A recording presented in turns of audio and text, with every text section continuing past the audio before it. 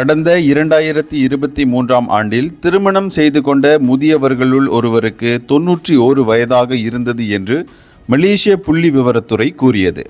அதே சமயம் இதே காலகட்டத்தில் திருமணம் செய்து கொண்ட ஒரு மூதாட்டியின் வயது 86 என்றும் மலேசிய புள்ளி விவரத்துறை தலைவர் டத்தோஸ்ரீ டாக்டர் முகமது உசேர் மைதீன் தெரிவித்தார்.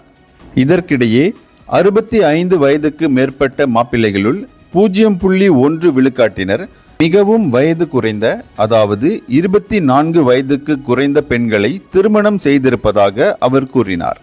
இதற்கிடையே 2023ஆம் ஆண்டில் 1,88,100 திருமணங்கள் பதிவாகி இருக்கின்றன.